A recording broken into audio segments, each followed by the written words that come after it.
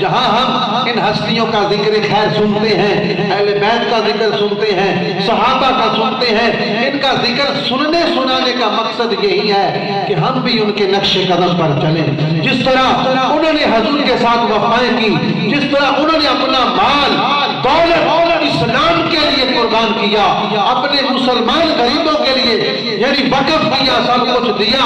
ہمیں بھی ضرورت ہے کہ ہم بھی غریبوں کو تلاش کریں اور ان کی مدد کریں، اسلام کے لیے جو ہے وہ اپنا مال جو ہے پیش کریں۔ ہمارے مدارس ایسے ہیں جہاں استادوں کو پیسے دینے کے لیے یعنی تنخواہیں دینے کے لیے پیسے نہیں ہیں۔ ہمارا حال یہ ہے، ہمارا ملک اسلامی جمہوریہ پاکستان ہے، تو یہاں ہمارے سرکاری ادارے جو ہیں، سکول ہیں، کالج ہیں، جہاں کوئی خاصی دین کی تعلیم نہیں ہوتی، دنیاوی علوم پڑھتے ہیں، پڑھنا پڑھانا چاہیے، ضرورت ہے، لیکن وہاں تعلیم فری ہے، وہاں استادوں کو اتنی تنخواہیں دی جاتی ہیں، لیکن حکومت کی یہاں بھی ذمہ داری بنتی ہے کہ مساجد میں جو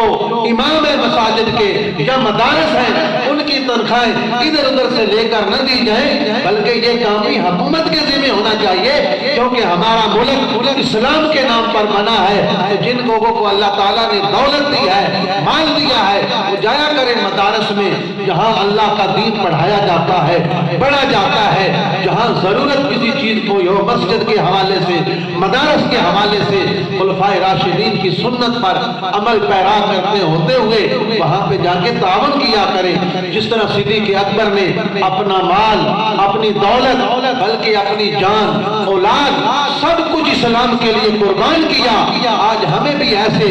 جذبے کی ضرورت ہے کہ ہم اپنی دولت فضول کاموں میں خرچ نہ کریں۔ اللہ تعالیٰ مجھے بھی اور آپ کو بھی عمل کی توفیق عطا فرمائے۔